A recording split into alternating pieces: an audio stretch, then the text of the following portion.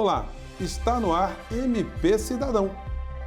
E no programa de hoje nós teremos mais uma edição do quadro MPRJ Responde e a CODICOM, que é a Coordenadoria de Comunicação Social do Ministério Público do Estado do Rio de Janeiro, vai trazer para você as principais notícias da instituição no quadro Minuto MPRJ.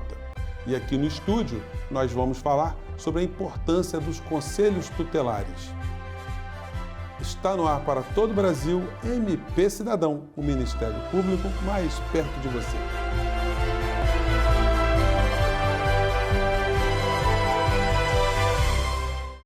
Chegou a hora de você tirar as suas dúvidas com os promotores e procuradores de justiça do Ministério Público do Estado do Rio de Janeiro. É o quadro MPRJ Responde. Confira.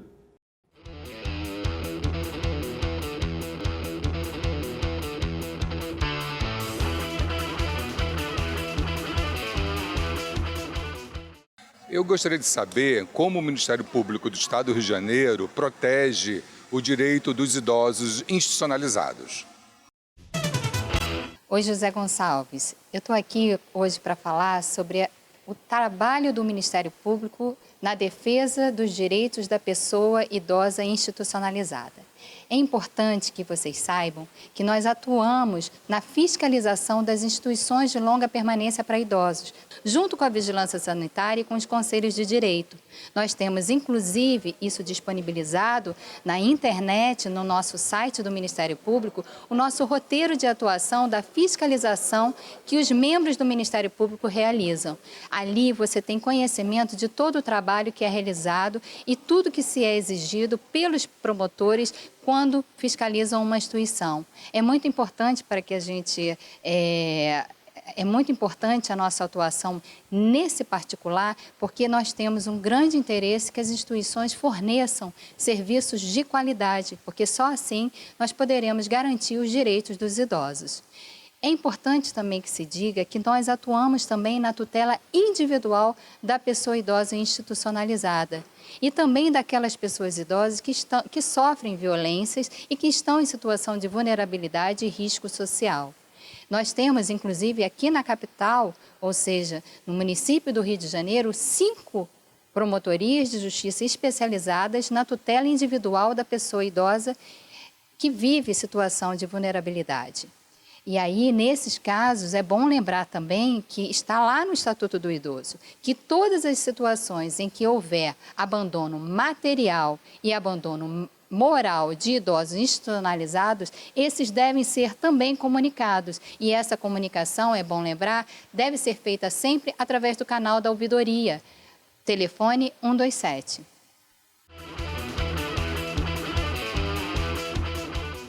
Eu gostaria de saber se o Ministério Público do Rio de Janeiro tem algum projeto para combater a alienação parental.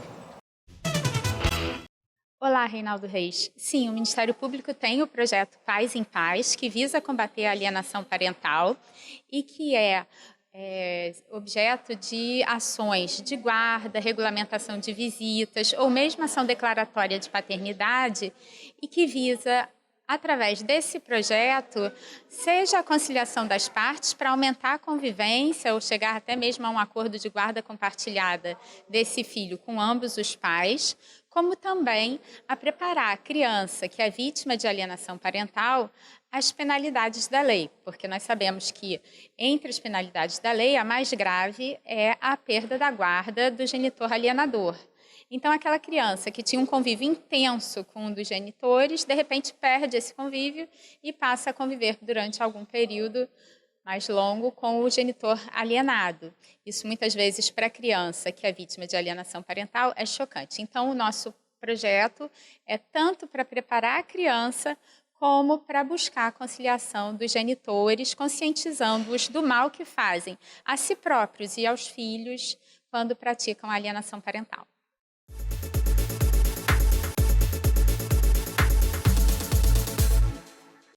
E agora nós vamos direto à CODICOM, que é a Coordenadoria de Comunicação Social do Ministério Público do Rio de Janeiro, com o quadro Minuto MPRJ. É com você, Renata Leonardo. Olá, José Fernandes. Vamos a um giro rápido pelo portal do MPRJ? O MPRJ, em parceria com o SEMP, realizou um estudo que revela os dados das audiências de custódia no Estado.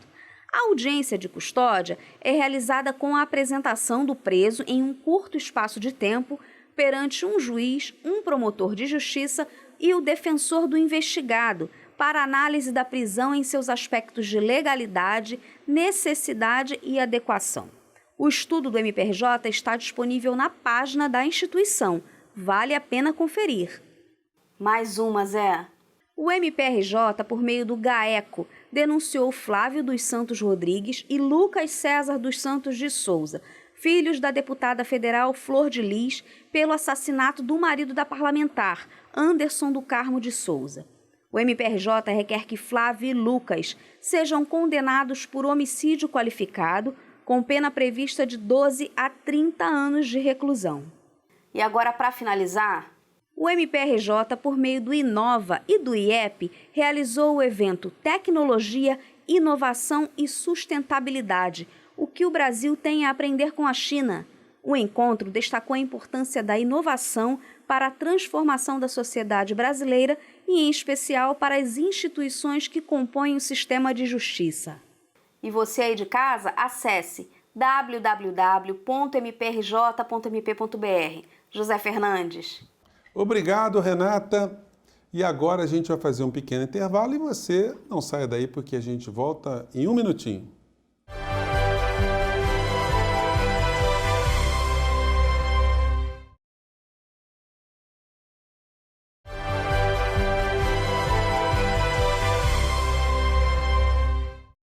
E nós estamos de volta com o nosso MP Cidadão e eu recebo aqui no estúdio o coordenador do Centro de Apoio Operacional das Promotorias de Justiça da Infância e da Juventude, matéria não infracional, que é o CAU Infância MPRJ, o promotor de justiça Rodrigo Medina, e o presidente da Associação dos Conselheiros Tutelares do Estado do Rio de Janeiro, a CETERJ, Rodrigo Ramalho. Sejam muito bem-vindos. Bom, doutor Rodrigo Medina, o senhor já é nosso sócio aqui no programa e hoje eu queria perguntar para o senhor nessa abertura do programa o que é exatamente um conselho tutelar? É um órgão que existe em todos os municípios, é composto por 5 pessoas que têm como atribuição aplicar medidas de proteção previstas no Estatuto da Criança e do Adolescente para a população infanto-juvenil do município. É muito importante destacar que o Conselho ele integra o Sistema de Garantia de Direitos e é um órgão fundamental para o funcionamento de todo o sistema, na medida em que ele, com sua atuação, vai articular as políticas públicas afetas a crianças e adolescentes. Bom, doutor Rodrigo Ramalho, como é que é o cotidiano de um conselho tutelar? O que faz o conselheiro? O conselheiro tutelar, como o companheiro doutor Rodrigo Medina bem falou, é esse agente público que vai articular essas políticas públicas em benefício de nossas crianças e adolescentes. Muitas pessoas confundem e acham que o conselheiro tutelar é um cuidador de criança. E, na verdade, ele não está ali para cuidar de criança. Ele está ali para zelar e garantir pelos direitos fundamentais das crianças e dos adolescentes. Esse é o papel fundamental do conselheiro tutelar, fazer com que todas as políticas públicas voltadas às crianças e adolescentes realmente aconteçam, realmente estejam presentes em nossa sociedade. E quem é que pode funcionar como conselheiro tutelar nos municípios? Atualmente, o Estatuto da Criança e Adolescente, que regra sobre a função do conselheiro tutelar, sobre a atribuição do conselheiro tutelar e das normativas básicas para aqueles que podem vir a ser candidatos a conselheiros tutelares. E cabe aos municípios, nas suas leis municipais, também basilar quais serão as características ou as normativas para que aquele cidadão possa ser candidato a conselheiro tutelar. O Estatuto da Criança e Adolescente fala de 3 regras básicas, reconhecida idoneidade moral, ter idade no mínimo de 21 anos e residir naquele município. E aí as leis municipais que vão determinar outras regras para que o cidadão possa ser candidato a conselheiro. Doutor Rodrigo Medina, e como é que é a relação do Ministério Público com esses conselhos? Bom, o Ministério Público formalmente é um órgão fiscal do Conselho Tutelar, né? Ele garante que o Conselho Tutelar funcione adequadamente, ele precisa adotar as medidas cabíveis na esfera extrajudicial e judicial para garantir que o Conselho tem recursos humanos e materiais necessários para que funcione e cumpra suas atribuições legais. Mas a relação, para mais do que uma relação de fiscalização, é uma relação também de parceria, porque o Conselho Tutelar e Promotor de Justiça com atribuição na infância estão trabalhando no mesmo município, ou seja, no mesmo território, e buscando a mesma finalidade de proteção integral a crianças e adolescentes. Então, a relação que se objetiva é que seja muito próxima entre o promotor e o conselheiro tutelar, uma relação quase diária de troca, né? O conselheiro está lá na ponta, fazendo o seu trabalho com autonomia, aplicando as medidas protetivas, e o Ministério Público zelando pelo bom funcionamento do órgão, fiscalizando o papel do conselho e, ao mesmo tempo, trocando informações que são necessárias para o trabalho. Doutor Rodrigo Ramalho, a questão do trabalho infantil, uma questão que é uma chaga no Brasil há séculos, vamos dizer assim, né? Sim. Se a atribuição do Conselho Tutelar também, do conselheiro, atuar em cima dessa questão? Sim, qualquer situação que venha ser entendida como violação do direito de uma criança ou de um adolescente, o Conselho Tutelar, né, juntamente com seus conselheiros, tem a atribuição, né, e com isso a obrigação de poder estar fazendo uma intervenção. Uma grande dúvida que a sociedade, no modo geral, ainda tem, é de que o Conselho Tutelar ele não executa os serviços, né? O Conselho Tutelar ele requisita os serviços.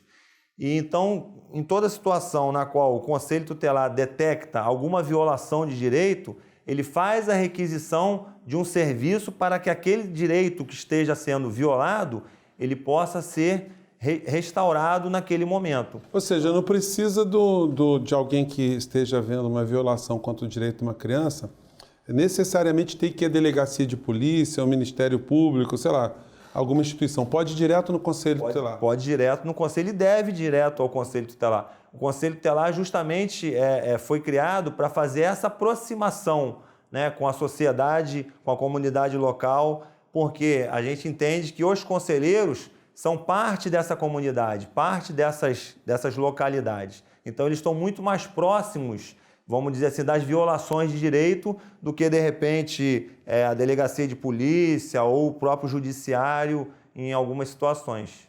Então, doutor Rodrigo Medina, é certo dizer, então, que o Conselho Tutelar ele dá muito subsídio para o Ministério Público também, né? Sim. Ele é um órgão autônomo que pode esgotar sua atribuição na esfera administrativa.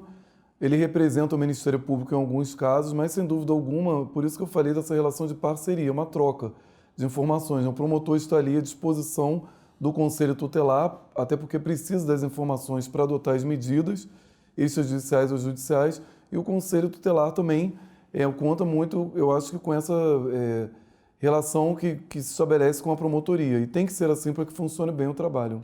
Doutor Rodrigo Ramalho, essa é uma atividade que o cidadão tem que ter uma vocação, né? Não é um trabalho mecânico, não é uma atividade mecânica. Sim, vocação principalmente pelo ser humano, né? Por humanidade, por conta de que a gente não cuida de criança, a gente cuida do direito.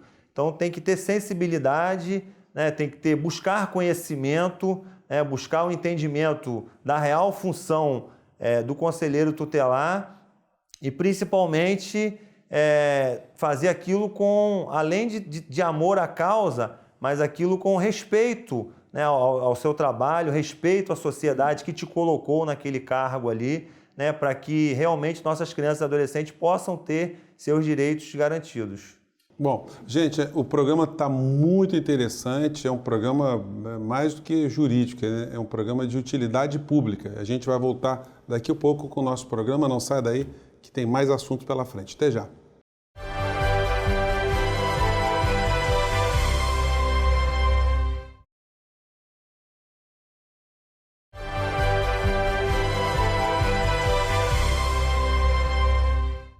E nós estamos de volta com o nosso MP Cidadão, hoje falando de Conselho Tutelar e da importância dessa instituição na questão que envolve os direitos da criança e do adolescente. Então, eu volto nesse bloco com o Rodrigo Ramalho. Rodrigo, queria que você falasse o que é mais comum, né, de ocorrência junto aos conselheiros tutelares. Os conselheiros tutelares hoje têm uma demanda bastante grande, né, de direitos violados e, no modo geral, o mais comum são os casos de negligências, né, onde a gente sabe que com os problemas sociais que a gente tem hoje, o aumento da pobreza e, de certa forma, se aumenta também a criminalização dessa pobreza. Isso afeta a sociedade, né, na qual a sociedade perde muito os seus direitos, e aí o Conselho Tutelar tem que tentar, de alguma forma, através da aplicação de medidas, da requisição de serviços, buscar a restauração desses direitos que muitas vezes são retirados de nossas crianças e adolescentes. Aí a gente pode citar como exemplo o direito à educação, né, às vezes as pessoas não conseguem o acesso a uma matrícula na escola, uma matrícula na creche, e aí o Conselho Tutelar ele tem a obrigação de requisitar esse serviço ao poder público para que possa ser garantido, né, a essa matrícula dessa criança.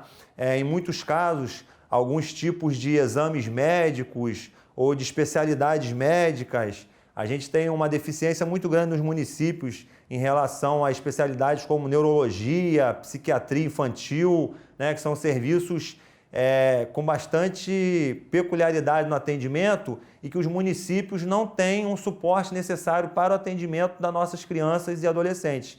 E o Conselho Tutelar tem essa atribuição de requisitar esses serviços e acompanhar, para ver se essa requisição realmente está sendo cumprida, principalmente pelos municípios, né, para ver se esse direito realmente está sendo restabelecido. Doutor Rodrigo Medina, muitas vezes o Conselho Tutelar, então, ele acaba se conflitando, inclusive, com os pais dessa criança, né? Pode acontecer um caso de negligência, como disse o Rodrigo Ramalho, né? O Conselho Tutelar ele acaba atendendo a família, mas o foco dele é a proteção da criança. Então, se os pais, e é muito comum isso acontecer, são os violadores do direito daquela criança, ele vai se opor, inclusive, em relação aos pais. Então, com uma medida, por exemplo, protetiva emergencial, em caráter excepcional, ele pode aplicar a medida de acolhimento, ou seja, encaminhar a criança para a entidade de abrigo e, posteriormente, em 24 horas, vai comunicar ao juízo, dentre outras medidas. Mas, muitas vezes, o conselheiro é obrigado a se opor aos pais, sim, na defesa do direito da criança. Doutor Rodrigo Medina, e os conselhos tutelares estão bem estruturados no estado todo?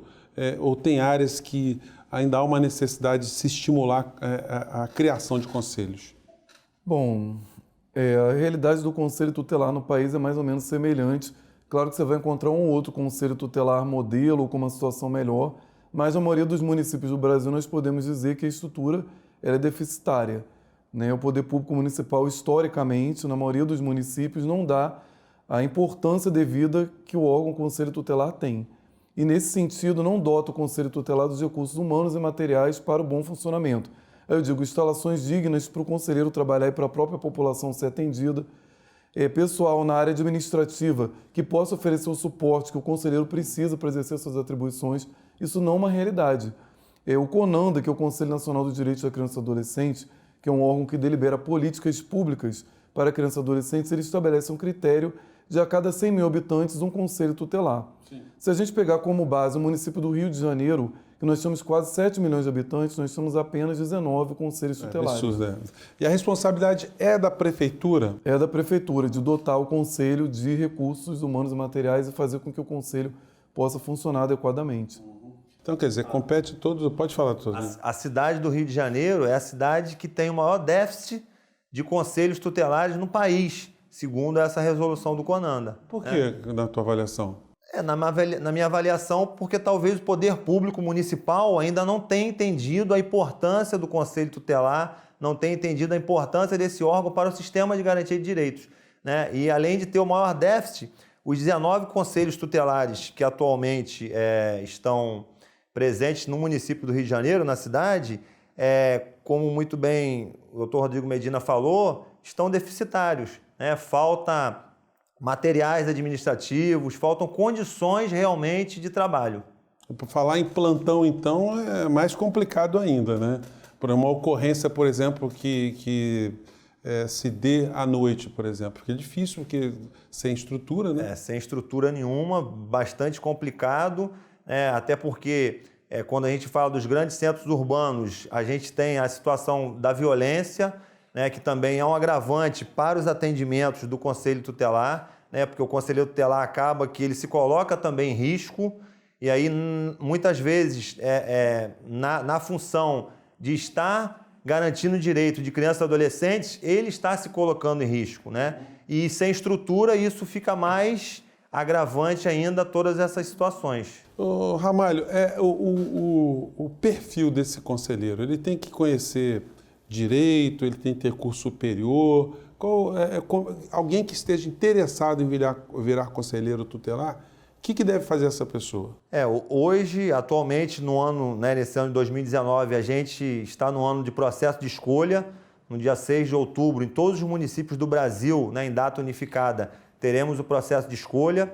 Então é muito importante que as pessoas que desejam vir a ser conselheiro tutelar busquem dentro dos seus municípios, né, o Conselho Municipal do Direito das Crianças e Adolescentes, para que possam ver a tramitação dos seus editais, né, se alguns municípios já fecharam o período de inscrição, mas alguns municípios ainda estão no período de inscrição, ainda dá tempo daquelas pessoas que desejarem, né, serem candidatos buscar, e aí você vai ter que preencher alguns requisitos básicos, né, aqueles requisitos que eu já tinha comentado em relação ao que o Estatuto da Criança e Adolescente preconiza e alguns requisitos que as leis municipais também preconizam. E no mais, passando por esses requisitos, vem no dia 6 de outubro as eleições, né, que aí qualquer munícipe que tenha hoje condições de votar e ser votado, vai poder estar indo às urnas no dia 6 de outubro e votando nesses candidatos ao Conselho Tutelar, né, das suas localidades. Bom, então, gente, olha, tá aí a dica. Você que gostou do nosso tema de hoje, você que se interessa por criança e adolescente, você quer fazer alguma coisa útil, faça pelo caminho institucional. Então, no dia 6 de outubro, 6 de outubro teremos eleições no Brasil inteiro, então você se informe com a sua prefeitura. O MP Cidadão de hoje, infelizmente, fica por aqui, mas nós vamos fazer um outro programa porque a temática exige, né? Eu agradeço hoje, mais uma vez, a presença do coordenador do Centro de Apoio Operacional das Promotorias de Justiça da Infância e Juventude em Matéria Não Infracional, que é o CAU Infância do MPRJ, promotor Rodrigo Medina, e do presidente da Associação dos Conselheiros Tutelares do Estado do Rio de Janeiro, a CETERJ, Rodrigo Ramalho. Você também pode nos acompanhar através das nossas redes sociais e mandar suas críticas e sugestões para o nosso e-mail que está aparecendo aí na base do seu vídeo. A gente se encontra na semana que vem. Um forte abraço e até lá.